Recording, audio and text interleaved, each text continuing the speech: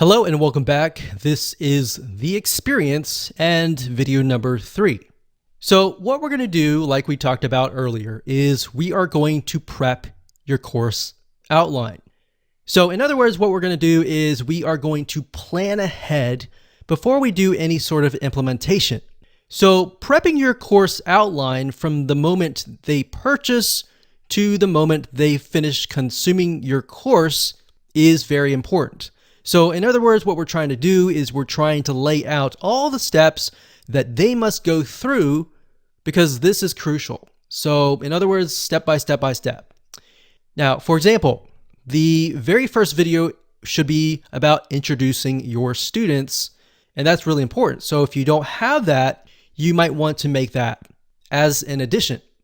So you might want to say, thank you for your purchase. Here's a quick overview of all the videos that are laid out and show it in action. And oftentimes you want to make this video last because this will be after you've set everything up. So you'll be able to show, okay, so you log into this WordPress site. This is what you do. You can see lesson 1, 2, 3, 4, 5. You can see these topics, all that. So what that does is it puts people in the frame of mind of, okay, this is what I'm going to do. This is what I can expect. And it kind of takes away that fear. So you need to give people an idea of what to expect because a lot of times they have anxiety or fear of what's ahead.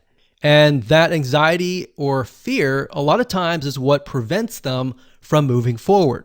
So what you're doing here is you're helping them move forward. Next, you want to make sure that these steps from there make it easy for your students to consume your content. So like I previously mentioned, maybe you have the welcome video, and then after that, you have maybe a checklist that they can download, and whatever else will make it easier. So in other words, you don't have to necessarily make more videos besides the first introduction video, but you want to lay it out so that you can see, okay, so should I put all of these videos, step 1, step 2, step 3, all different steps, or should I do video 1 and maybe the introduction and the video 1 and then a checklist and maybe a Word document of some sort in between the videos so that I don't overwhelm people and all that. And we'll talk about drip feeding and how to prevent people from being overwhelmed. So in other words, what I'm talking about here is basically adding buffer pages or pages in between each video if they need more clarification. Now, the only way to know how to do all of this is to map it out. All right. So let's head on over to a mind mapping software and do this now. Okay, so I want to say that it doesn't matter what you use to map your plan or outline out. What I'm using here is a software. It's an online web application called Lucid Chart. That's lucidchart.com. Now, if you're not a visual person and you would prefer to use something like Notepad or a piece of paper, whatever it is, it doesn't matter. At the end of the day, it's just a matter of mapping it out so that you are able to see step 1, step 2, step 3, and all the steps ahead so that you can take this blueprint and implement it later down the road.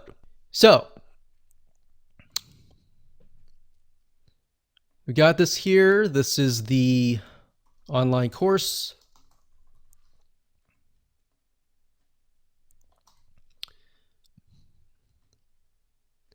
And the next one, we're going to say video number 1. And actually before that, of course, we have the introduction or quick overview. A lot of times, like I said, I like to complete this video after everything has been set up. So as you can imagine, if your site has been set up and laid out, and then you make this video, what this enables you to do is show people everything in action. So whatever they see on your screen is likely what they are seeing on their screen as well. So what it does, like I said, is it takes away that anxiety. So the next thing we've got is from, let's say, the introduction. We have video number 1. And of course, typically, if you have your course in hand, you're automatically going to have, video 1, video 2,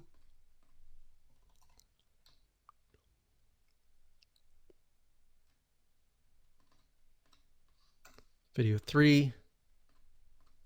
And for the sake of simplicity, I'm just going to say we've got 4 different videos.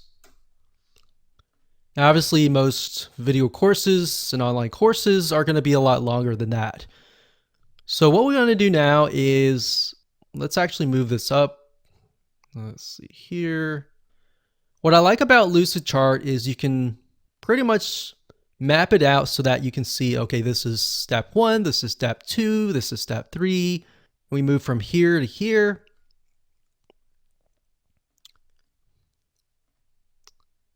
And let's see here to here, and here to here, like that. All right.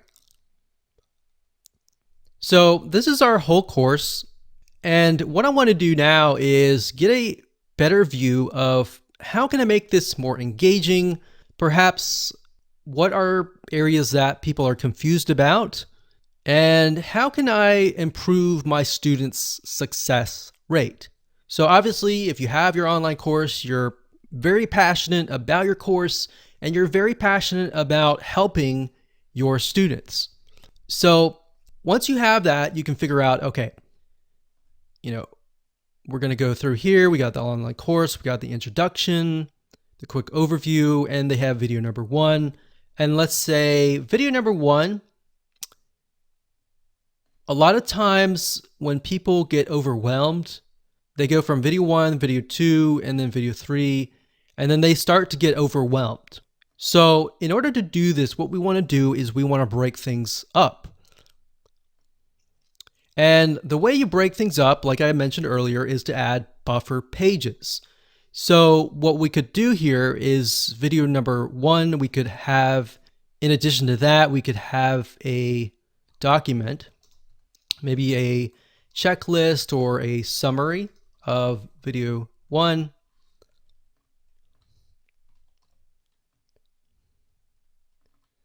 And maybe after that, you can create some homework. Now, you don't have to call it homework. Homework sometimes has a bad connotation. So you can say to-do list. So before they can move on to video number 2, in other words, they have to do the to-do list.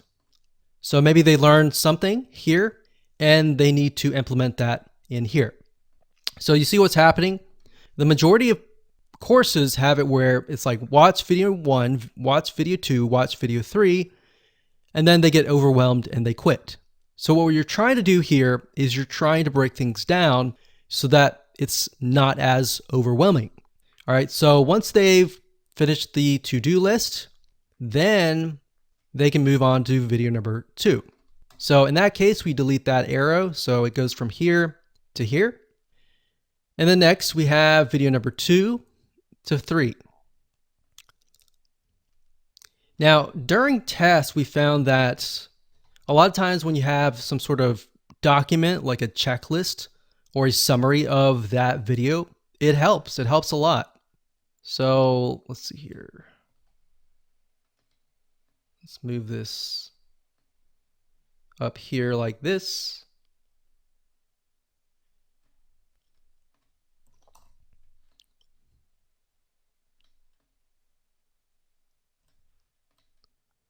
And from video 2, we have another checklist and a summary.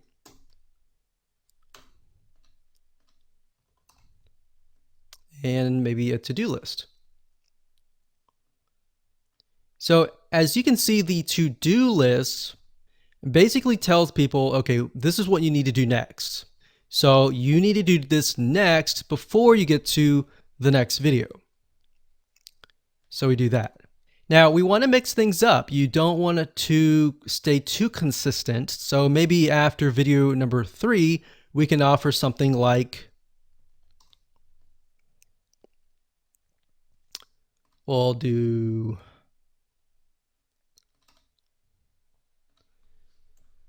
summary's good, but maybe instead of a to-do list, we have a quiz, but a short quiz, not a long quiz, but a short quiz. Remember, you don't want to overwhelm people. So we're going to delete this.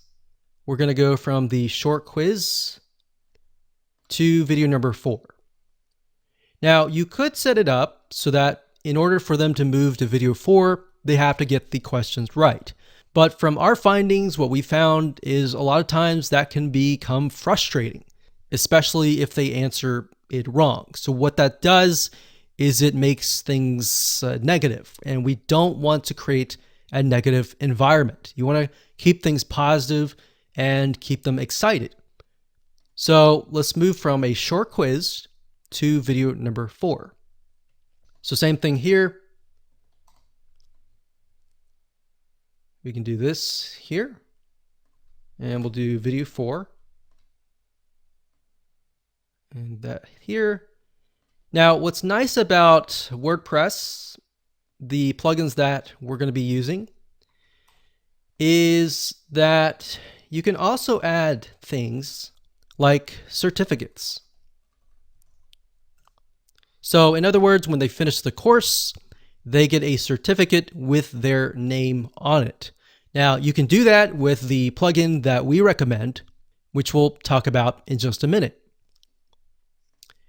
Now, what I want to say is a lot of times what people do is they buy the course, but in order for them to stay, there needs to be a community, or they need to have the ability to engage with you. So having sold many courses over the years, we found that even though there's a course, if there's no community, it's hard to get people back to your site. So that's kind of a basic outline here. And we definitely want to keep things basic. You don't want to complicate it any further. We can add things like forums, which we'll discuss later on. So we could add a forum. And typically you want to, after the introduction video and the quick overview, you could send them to a link to the forum. Now, depending on how you set things up, if you have a Facebook group, you can send them to that link. If you're utilizing the WordPress plugin that we recommend, sometimes they are connected to forums like bbPress and other community and forum plugins. So that's kind of a brief map of what you can do. You can do anything that you want.